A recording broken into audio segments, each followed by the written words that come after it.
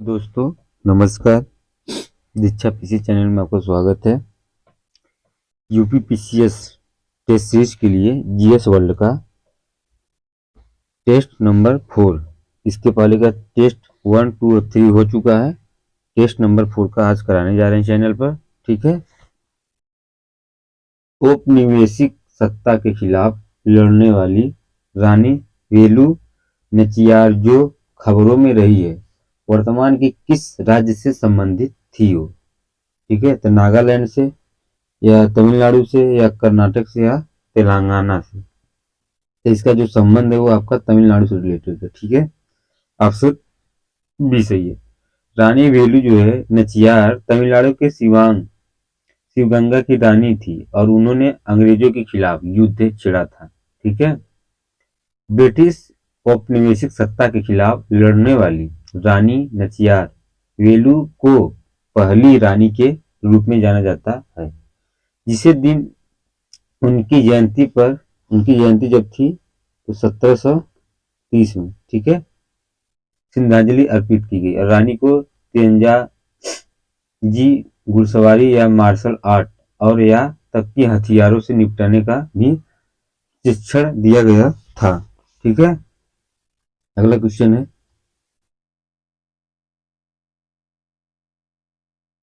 Artificial intelligence आधारित chest x-ray तकनीक जिनका इस्तेमाल कोविड-19 ए स्क्रीनिंग के लिए किया जाएगा, का विकास किस भारतीय संस्थान द्वारा किया जाएगा? ठीक है, तो ये है आपका ए ऑप्शन, भारतीय प्रौद्योगिकी संस्थान जोधपुर। कहाँ पड़ता है? राजस्थान में। ठीक है। भारतीय प्रौद्योगिकी संस्थान जोधपुर के शोधकर्ताओं द्वारा यह आर्टिफिशियल इंटेलिजेंस एआई आधारित छाती एक्सरे तकनीक विकसित की गई थी। इस चेस्ट एक्सरे तकनीक का इस्तेमाल कोविड-19 स्क्रीनिंग के लिए किया जाएगा। ठीक है। अगला क्वेश्चन है, आदित्य L1 मिशन के संदर्भ में निम्नलिखित कथनों पर विचार कीजिए। यह मिशन एस्ट्रोसेट के बाद इसरो का दूसरा अंतरिक्ष आधारित खगोल विज्ञान होगा। दूसरा, एस्ट्रोसेट को इसरो द्वारा वर्ष 2017 में लॉन्च किया गया था। इसमें से पूरा कौन सा कथन सही है? ठीक है, तो ये आपका ए, केवल 1 सही है, 2 गलत है, क्योंकि इसरो द्वारा वर्ष 2022 में सूर्य का अध्ययन करने के लिए आदित्य L1 मिशन लॉन्च करने की संभावना है। ठीक है। और यदि मिशन एस्ट्रोसेट के बाद दूसरों का दूसरा अंतरिक्ष आधारित खगोल विज्ञान मिशन होगा। एस्ट्रोसेट को 2015 में लॉन्च किया गया था। आदित्य L1 को पहले आदित्य का नाम दिया गया और इसका उद्देश्य क्या था? केवल सौर कोरोना का निरीक्षण करना था। ठीक है।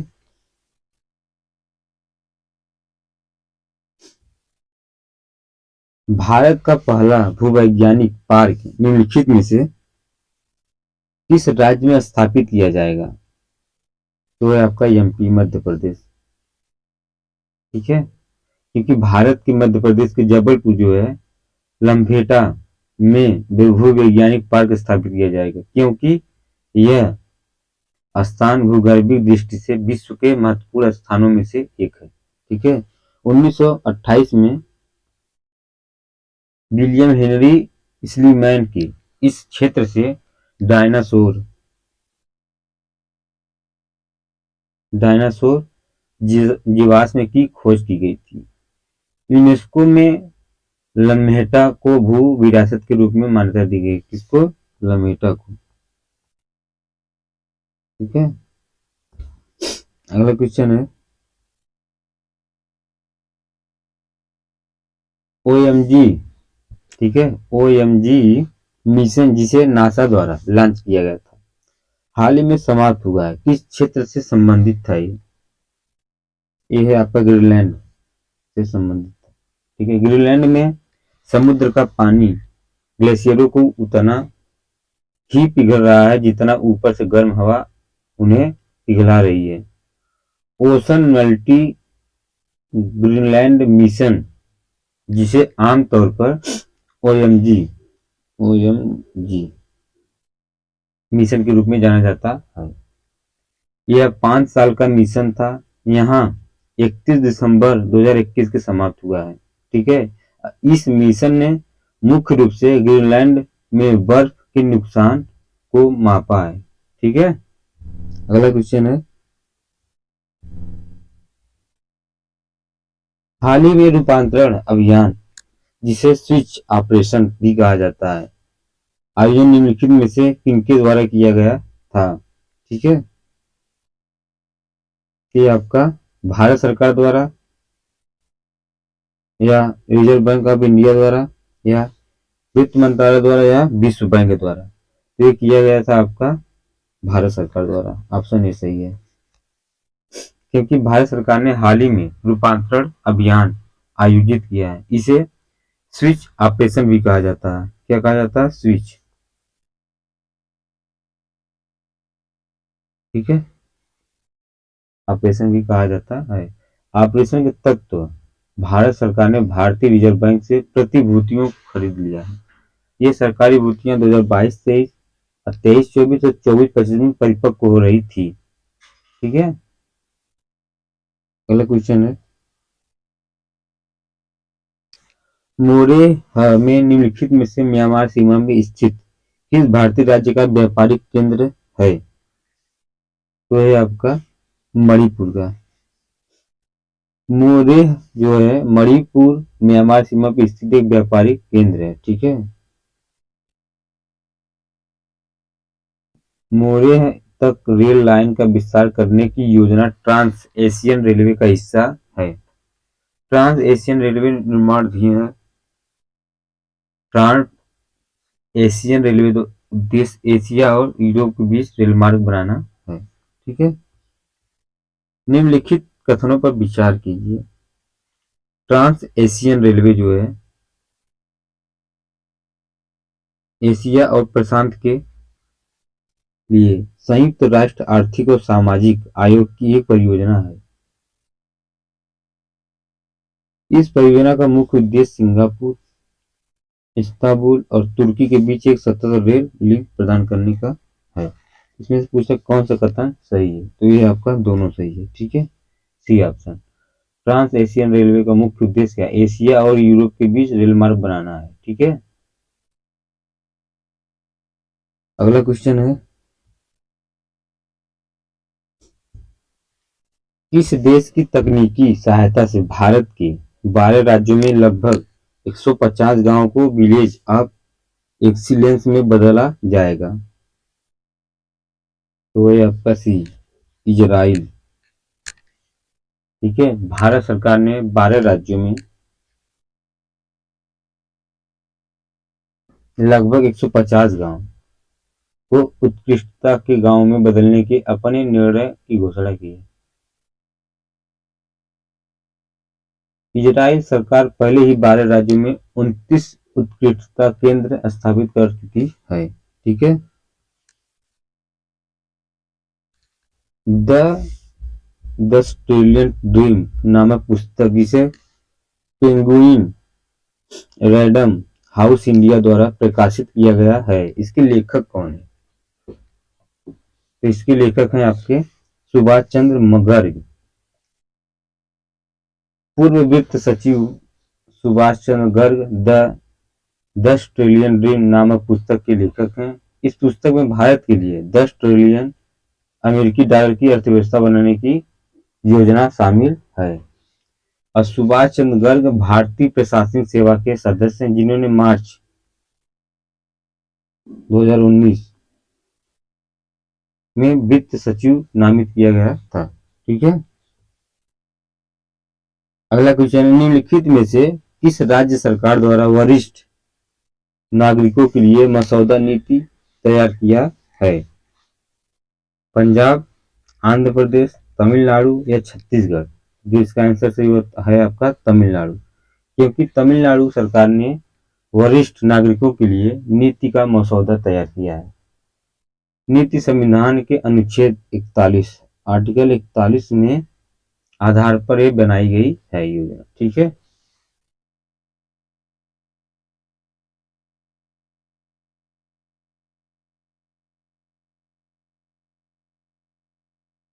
सियोमारा कास्त्रो किस देश की पहली महिला राष्ट्रपति के रूप में निर्वाचित हुई है? क्यूबा, होंडुरास या युगाना या चिली?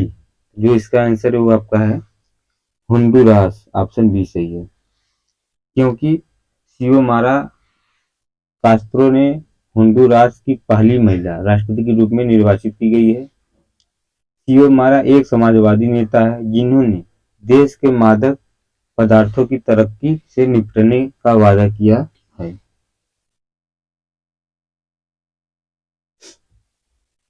स्पॉट बिल पेलिकन जो पक्षियों की एक प्रजाति है, सामूहिक मृत्यु की घटना भारत के किस राज्य से संबंधित है? तो है आपका बी आंध्र प्रदेश। आंध्र प्रदेश राज्य वन विभाग ने नौपाड़ा दलदल में स्पॉट बिल पेलिकन की सामूहिक मृत्यु दर को रोकने के लिए भारतीय वन संस्थान देहरादून यूके में Uttarakhand, Bombay natural history society of geological survey of India Kolkata के विशेषज्ञों के संपर्क में किया गया है। ठीक है। यह आंध्र प्रदेश के पलासा शहर के पास स्थित है।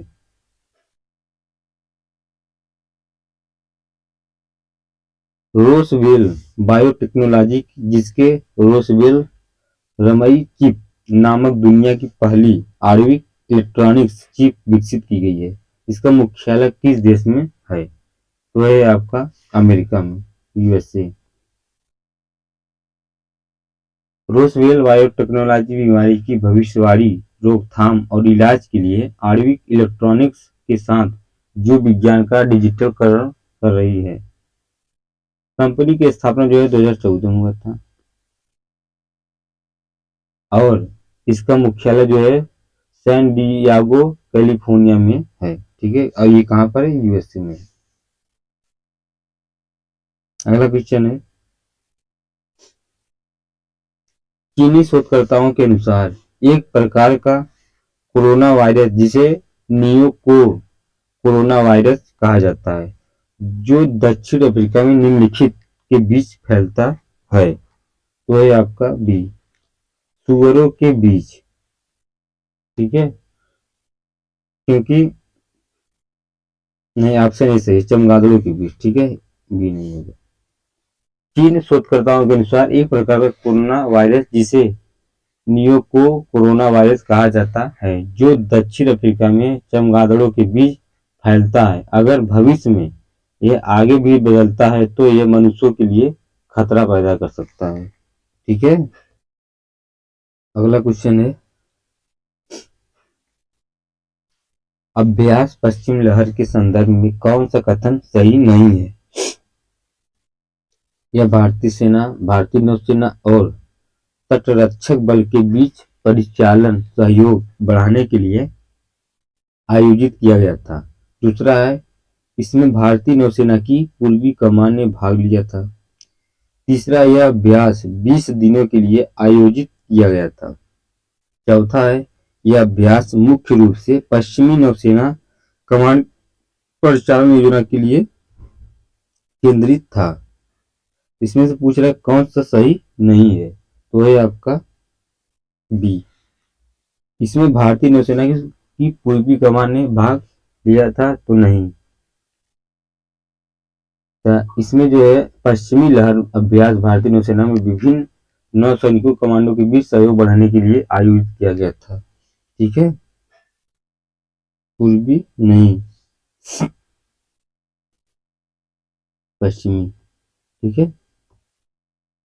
अगला क्वेश्चन है, डिजिटल अधिकारों का प्रस्ताव करने वाला दुनिया का पहला देश निम्नलिखित में से कौन है? अमेरिका है, सिंगापुर, यूरोपीय संघ या जापान? जो इसका आंसर होगा आपका यूरोपीय संघ। क्योंकि यूरोपीय संघ जो है डिजिटल अधिकारों का प्रस्ताव करने वाला दुनिया का पहला देश है। डिजिटल अधिकारों का उद्देश्य लोकतंत्र का समर्थन करना और लोगों के अधिकारों का समर्थन करना है। यह एक सुरक्षित ऑनलाइन वातावरण सुनिश्चित करता है। ठीक है, अगला क्वेश्चन है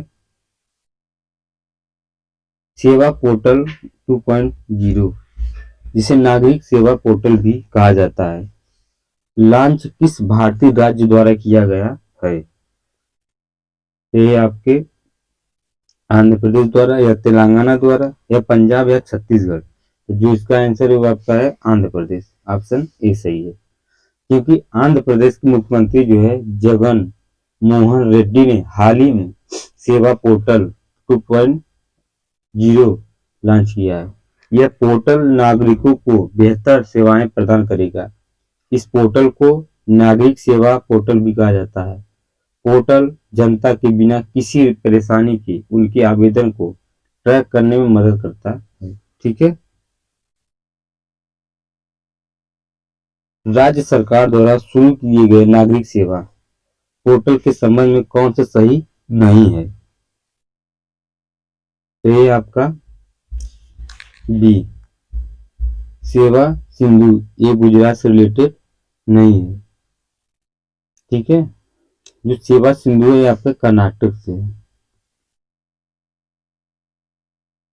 ठीक है, नागरिक सेवा पोर्टल लोगों की सरकारी सेवाएं आसानी से प्राप्त करने में मदद करता है। अगला क्वेश्चन है वर्ष 2021 में भारत दुनिया का सबसे बड़ा इस्पात उत्पादक देशों में निम्नलिखित स्थान पर है। तो है आपका दूसरे स्थान पर। ठीक है, दूसरा स्थान ऑप्शन बी से, क्योंकि भारत जो है 100.3 मीट्रिक टन में दुनिया दूसरा सबसे बड़ा उत्पादक देश है।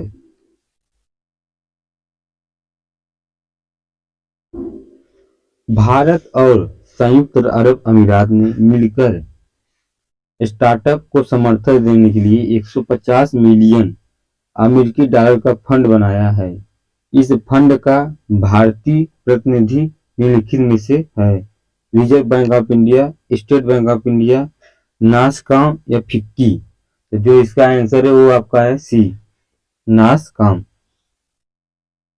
यह फंड स्टार्टअप को विकसित करने में उत्प्रेरक काम करेगा।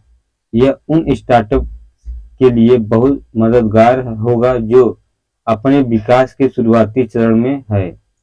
फंड दोनों देशों में कम से कम 50 स्टार्टअप्स का समर्थन करेगा। नासकॉम फंड का भारतीय प्रतिनिधि है। ठीक है,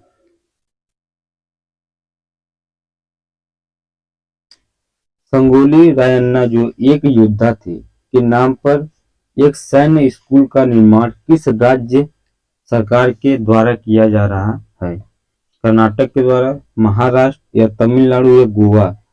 तो जो इसका आंसर है वो आपका ए कर्नाटक द्वारा। ठीक है, संगोली रायन्ना कित्तूर रियासत के एक योद्धा थे। कित्तूर वर्तमान कर्नाटक में है। उन्होंने रानी चेन्नम्मा के समय शासन किया था। कर्नाटक राज्य सरकार 180 करोड़ रुपए की लागत से संगोली रायन्ना के नाम पर एक सैन्य स्कूल का निर्माण करा रही है। और सैन्य स्कूल जो है का संचालन जो रक्षा मंत्रालय द्वारा किया जाता है। ठीक है, भारत में किस देश के साथ विरासत में मिले विकारों और उभरते और फिर से उभरने वाली संक्रामक रोगों पर एक समझौता विज्ञापन पर हस्ताक्षर किए हैं? तो जो इसका आंसर है वो आपका है सी फ्रांस, क्योंकि भारत और फ्रांस ने हाल ही में विरासत में मिले विकारों और फिर से उभरने वाली संक्रामक रोगों पर एक समझौता ज्ञापन पर हस्ताक्षर किया है। इस पर विज्ञान और प्रौद्योगिकी मंत्रालय के दायरे में हस्ताक्षर किए गए थे। ठीक है,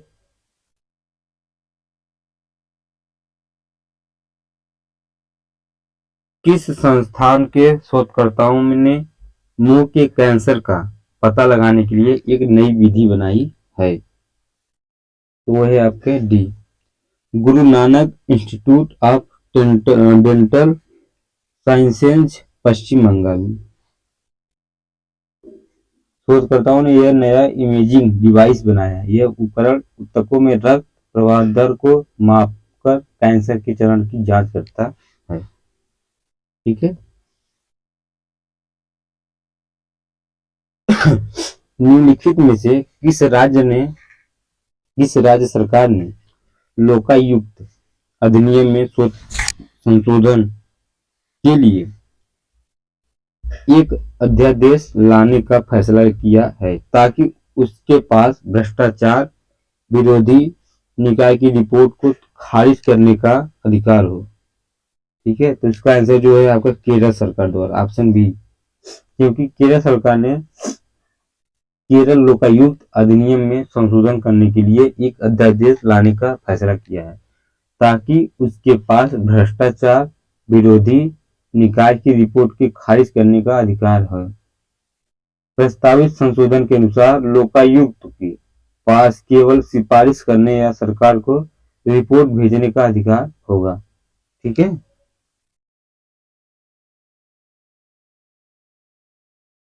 प्रसिद्ध पुरातत्वविद जिनका संबंध महाबलीपुरम में मूर्तियों पर पूरा लेख अनुसंधान से है, जिनकी मृत्यु चेन्नई में हो गई थी, निम्नलिखित में से कौन सा है? तो है आपके सी, आर नागास्वामी। जाने माने पुरातत्वविद आर नागास्वामी को बांग्लादेश के ढाका में आयोजित सिल्वर जुबली अंतर्राष्ट्रीय सम्मेलन में सम्मानित किया गया था। ठीक है। 2018 में उन्हें भारत के तीसरे सर्वोच्च नागरिक पुरस्कार पद्म विभूषण से भी सम्मानित किया गया था। उन्होंने तमिलनाडु पुरातत्व विभाग के संस्थापक निर्देशक के रूप में भी कार्य किया है। सीपीआईएम नेताओं में पहले व्यक्ति निम्नलिखित में से कौन थे? वो थे आपके ईएमएस नुब्बी दिरीपाद, ऑप्शन सी सही है। ठीक है। क्योंकि 1992 में पीवी नरसिम्हा राव के नेतृत्व वाली तत्कालीन कांग्रेस सरकार द्वारा भाजपा के अटल बिहारी वाजपेयी के साथ पद्म विभूषण पुरस्कार के लिए चुना गया था। ठीक है। असॉल्ट राइफलों के निर्माण के बड़े अनुबंध के हिस्से के रूप में भारतीय सशस्त्र बलों को किस देश से 70,000 राइफलों का पहला बैच प्राप्त हुआ है? तो है आपका रूस। क्योंकि भारत में AK 203 असॉल्ट राइफलों के निर्माण के बड़े अनुबंध के हिस्से के रूप में भारतीय सशस्त्र बलों के रूस से 70,000 राइफलों का पहला बैच प्राप्त हुआ है। ठीक है। किस प्रौद्योगिकी संस्थान द्वारा नेशनल ब्लॉकचेन प्रोजेक्ट के तहत ब्लॉकचेन संचालित तकनीक विकसित की गई है? IIT कानपुर, या आपका IIT दिल्ली, या IIT खड़गपुर, या IIT मुंबई? तो जो इसका आंसर है वो आपका है ए, IIT कानपुर। ठीक है। नेशनल ब्लॉकचेन प्रोजेक्ट के तहत ब्लॉकचेन संचालित तकनीक विकसित की गई है, ऑप्शन ए सही, जो कानपुर है। ठीक है। अगला क्वेश्चन है,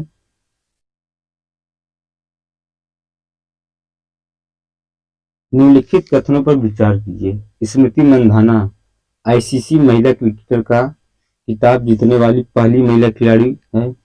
दूसरा, ऑस्ट्रेलिया की एलिस पेरी महिला क्रिकेटर का खिताब जीतने वाली दूसरी महिला खिलाड़ी है। इसमें से कौन सा कथन सही है? तो जो है आपका डी, न तो फर्स्ट न तो सेकेंड। ठीक है। क्योंकि भारत की स्मृति मंधाना ने वर्ष 2021 की ICC महिला क्रिकेट का खिताब जीता है। वह दुनिया में यह पुरस्कार जीतने वाली दूसरी महिला खिलाड़ी है। ऑस्ट्रेलिया की एलिस पेरी ये पुरस्कार जीतने वाली पहली महिला खिलाड़ी थी। ठीक है, अगला क्वेश्चन है, राष्ट्रीय सम्मान पद्म विभूषण को स्वीकार करने से इनकार करने वाले व्यक्तित्व पर विचार कीजिए। स्वामी रंगनाथ, पीएन हक्सर, अटल बिहारी वाजपेयी, इस एम्स निबुदिपाद, इसमें तो कौन सी कोटि सही है? ठीक है, इसमें सी 1, 2, 4, स्वामी रंगनाथ, अटल बिहारी वाजपेयी, नहीं ये नहीं थे, पीएन हक्सर और ईएमएस निबुदिपाद। ठीक है, ऑप्शन सी सही है। अगला क्वेश्चन है, निम्नलिखित में से जोड़ी ने 30 साल के राजनयिक संबंधों को चिन्हित करने के लिए एक स्मारक लोगों का लॉन्च किया है।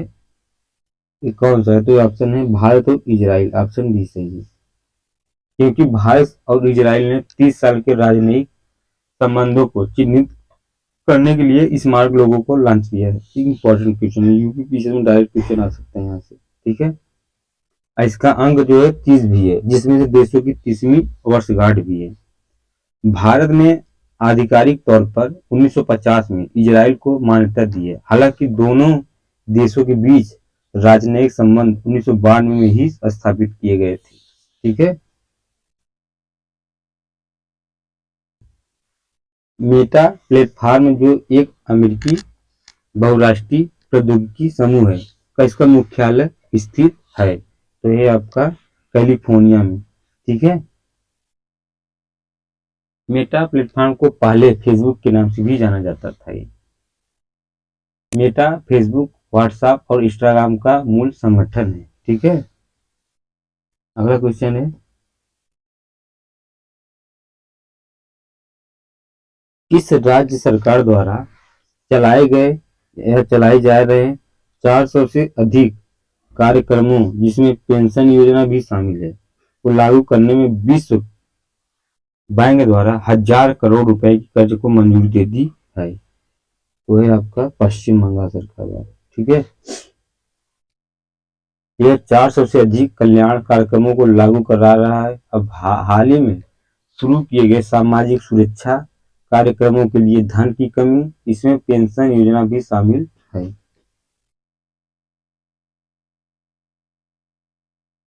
केंद्र सरकार ने भारत के आकस्मिकता कोष के लिए खर्च करने के मानदंडों में बदलाव करते हुए कुल कोष का कितना प्रतिशत व्यय सचिव वित्त मंत्रालय के निपटान में रखने की अनुमति है? तो है आपका डी 40%।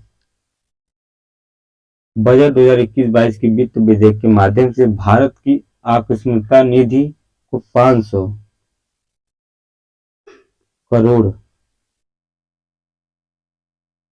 से बढ़कर 30,000 करोड़ रुपए करने का प्रस्तावित किया गया है।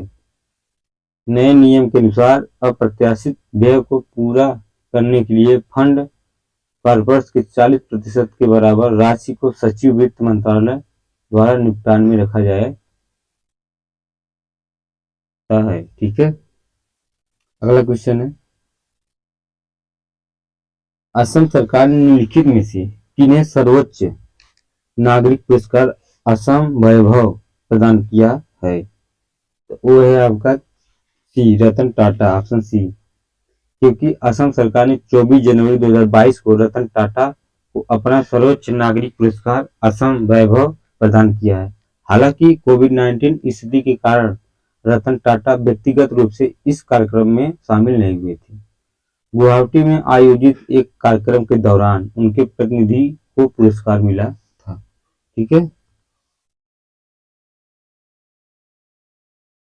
गणतंत्र दिवस परेड के दौरान आमतौर पर गाया जाने वाला मेरे साथ रहो, आई बट विथ मी, निम्न में से एक भजन है जिसे भारत सरकार ने छोड़ने का फैसला किया है। तो वो है आपके ईसाई भजन, ऑप्शन बी, क्योंकि गणतंत्र दिवस परेड के दौरान आमतौर पर आई बट विद मी भजन गाया जाता था। सैनिकों द्वारा परेड समाप्त करने से पहले गाया जाने वाला यह अंतिम गीत है। इसे सारे जहां से अच्छा के ठीक पहले गाया जाता था। भारत सरकार ने इसे छोड़ने का फैसला किया है और भजन को कवि प्रदीप द्वारा ऐसे मेरे वतन के लोगों द्वारा प्रस्थापित किया जा रहा है। ठीक है। अगला क्वेश्चन है, सुभाष चंद्र बोस आपदा प्रबंधन पुरस्कार 2022 का विजेता संस्थागत श्रेणी में निम्नलिखित में से है। तो इसका आंसर जो है आपका गुजरात आपदा प्रबंधन संस्था।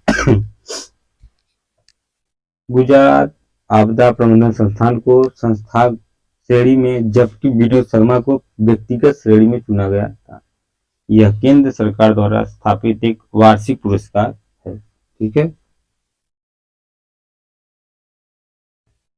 निम्नलिखित में से किस समिति ने अखिल भारतीय सेवा के रूप में एक भारतीय पर्यावरण सेवा स्थापित करने की सिफारिश की थी। ठीक है। तो है आपके ए TSR सुब्रमण्यम समिति। ठीक है। ये 2014 में सुब्रमण्यम की अध्यक्षता में किया गया था। इसका गठन पर्यावरण वन और जलवायु परिवर्तन द्वारा भारत में पर्यावरण कानूनों की समीक्षा करने के साथ साथ उन्हें वर्तमान आवश्यकताओं के अनुरूप लाने के लिए किया गया था। यह समिति ने 18 नवंबर 2014 को अपनी रिपोर्ट प्रस्तुत की थी। ठीक है।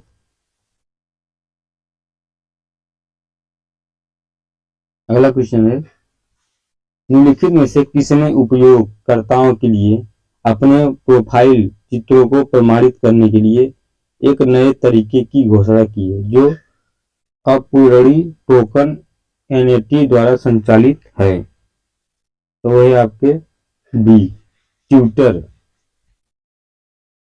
ट्विटर ने पहली बार सितंबर 2021 में NFT प्रोफाइल इमेज की घोषणा करने की अपनी योजना जारी की थी। ठीक है। एक जीवित जड़ पुल छोटी धाराओं में निलंबन पुल है जो जीवित पौधों की जड़ों का उपयोग करके बनाया जाता है। इनका संबंध किस राज्य से है? तो है आपका बी मणिपुर। क्योंकि ट्विटर ने पहली बार सितंबर 2021 में NFT प्रोफाइल इमेज की घोषणा करने की अपनी योजना जारी की है। ठीक है। जो एक डिजिटल डेटाबेस है और सार्वजनिक रूप से सुलभ है।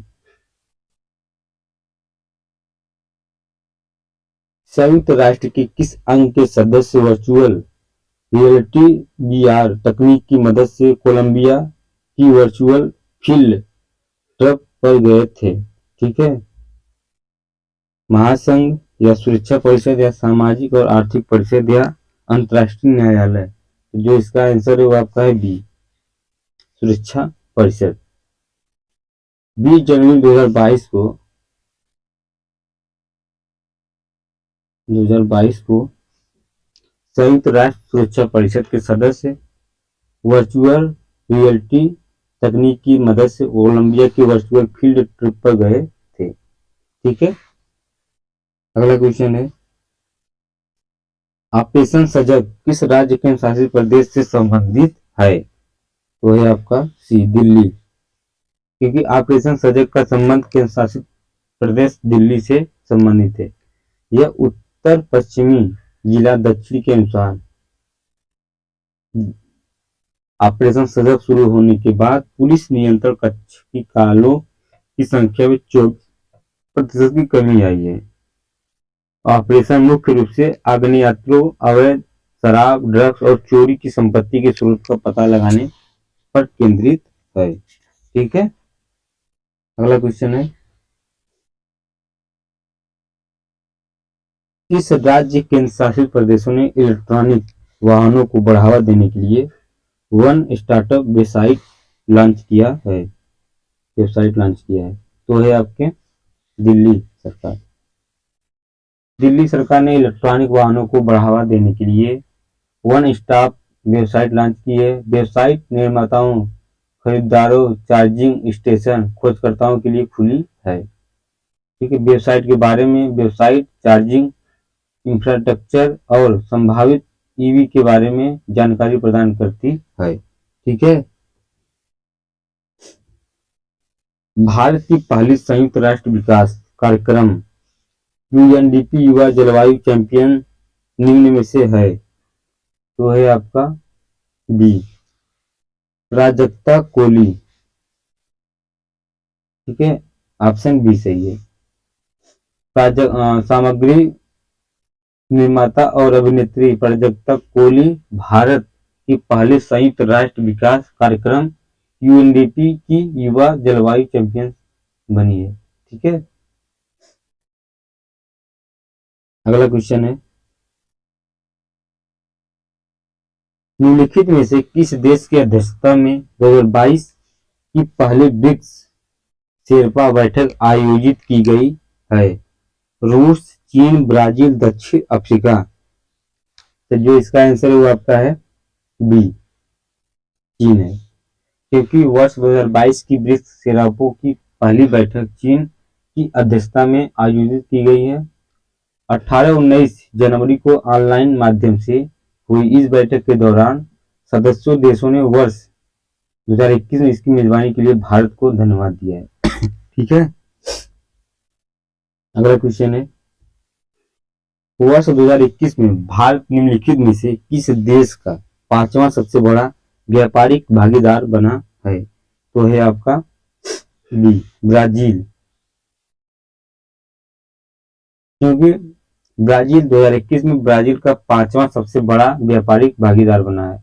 भारत ब्राजील ने 2022 तक द्विपक्षीय व्यापार को 15 बिलियन अमेरिकी डॉलर तक ले जाने का लक्ष्य है। ठीक है,